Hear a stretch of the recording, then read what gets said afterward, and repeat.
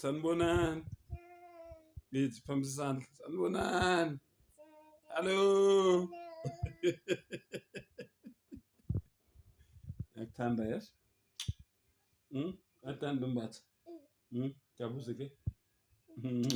Lapho.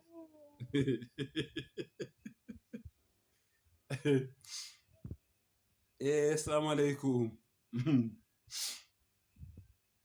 Bafethu.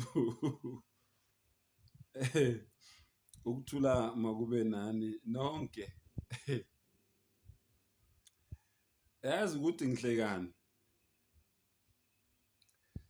Ngihleka ukuthi noma kufiwe kuyahlekwa. Uyabona? Uyabona ezinye izinto uma ngabe zenzeka uyayibona ngathi uyaphupha ne? Kube ngathi khona nje umuntu ozothi hey wena vuka kunini ulele man. Ilanga lize lingene endunu ulele. Ubuye uthi ba umqondo ubuye ubone ukuthi kuyenzeka. Alelani ke bafowethu. Ake nginixwayise nje.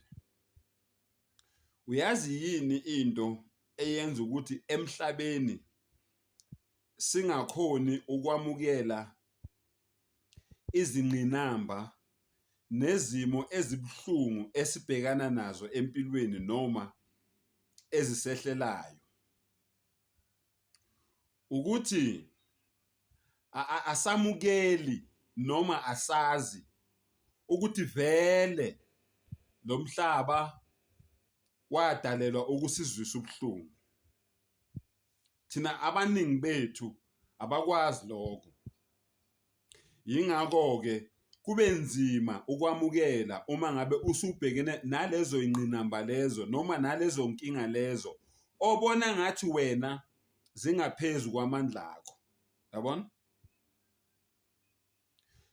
Uma sifunda ke kwiQuran umdali umenzi wento zonke uthi la tukallifu nafsan illa wusaha. Akekho umuntu noma umphefumulo ophilayo engimthwesa umthwalo ongaphezulu kwamahlomba akhe. Umdali ke bafowethu akawaqamba manga. Ngithe uthula ngithi. Umdali ke akawaqamba manga. Uthi umdali akekho umuntu engimthwese umthwalo ongaphezulu kwamahlomba akhe. Uyabona? So manje into eyenza ukuthi wena ubone ngathi uthweswe umthwalo ongaphezulu kwamahlomba akho yingoba awazi wena ukuthi lo mhlaba vele wadalelwa ukusihlukumeza. Angikuphindele, yingoba awazi ukuthi lo mhlaba lo wadalelwa ukusihlukumeza. Yingakho uthola kunabafowethu nodadewethu abaspenda imali zabo amatshe ezimali ezishisiwe ngempela. Uyabona? Baspende angithi mhlawumbe umuntu uhlala emkhashweni uyambhadalela emkhashweni, angithi umuntu uhlala eres uyafunda lo muntu, angithi imali kaNSFAS ayilingani. Wena uthatha imali yakho wena yakini okumele ngabe odla ngayo kini, okumele ngakho ngabe wakha ngayo kini, kumele ngabe uvusa ngayo umuzi wakwenu. Uthi wena usiza umuntu umathandana wakho, umuntu osebudlelwaneni naye. Into enhle leyo, asisho ukuthi abantu abangayenzi. Kodwa mina engikushoyo ukuthi yithi ukwenza enhlizweni yakho ulivule ikamelo lika 20% lokuphoxeka. U80% kulungile mnike. Kuhambe nothando lolo.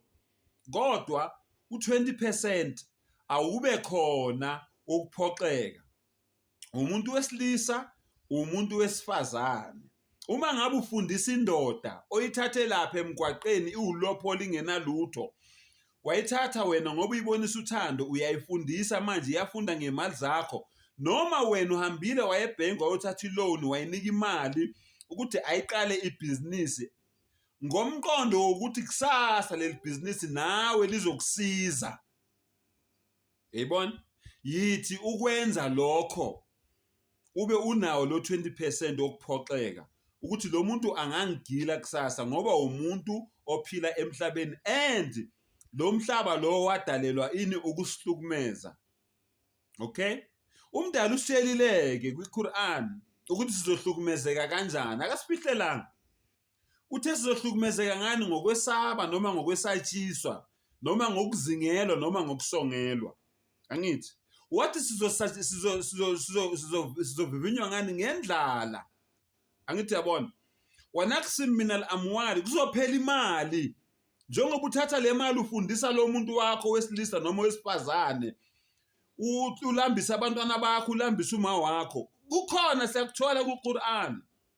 Yabona wala anfus ngisho neimpilo zenu nolahlekelwa abantu enibathandayo nofelwa yingane enifelwa abazali yonke lento umdali usitshelile ukuthi izokwenzeka ngoba lo mhlaba lo awudalelwanga ukusijabulisa kodwa wadalelwa ini ukusihlukumeza ngoba kumele sihlukumezeke okwesikhashana ngoba masila kulomhlaba sifana nomuntu abase university abenzani ababhala isivivinyo kungawe ukuthi wena lesivivinyo lesi uyasiphasa noma uyafeyila. Uyayibona? So bafowethu into yenza ukuthi abantu babulala abantu besilisa ngoba sebebagilile umuntu usuke secabanga le amali yakhe eningi ayisebenzisile ngenhloso yokuthi uyatshala isihlahla azovuna kuso kusasa noma azozuza kuso kusasa.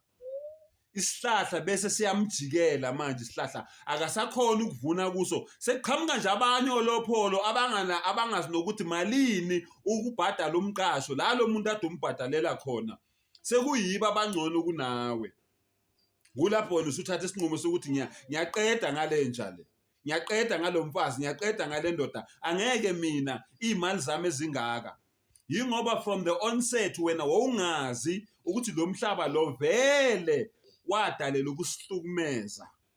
Ngiyakutshela ke mfowethu ngiyakutshela ke namhlanje lobunzima lobu obhekene nabo akulona iphutha umdala akalenza iphutha kodwa ekugcineni umdala uthini wabashiri sabirin labo bantu labo abazobekezela kuzo zonke le inkinga lezi ababhekana nazo kuzo zonke le ingqinamba lezi ababhekana nazo bona bathini mangabe zonke lezi zinto lezi zenzeka bathini inna lillahi wa inna ilayhi raji'un.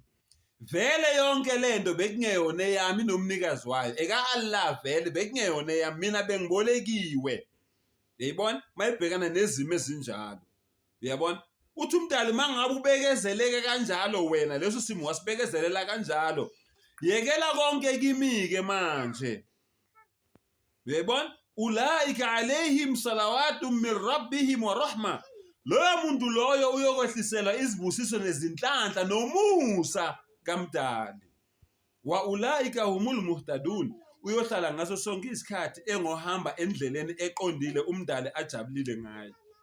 Uyayibona ke manje so bafowethu yamukelani izimo enibhekana nazo yamukelani izimo enibhekana nazo vele bekumele zibe njalo ayikho into eyenzeka ngephutha empilweni yakho bekumele vele kube njalo.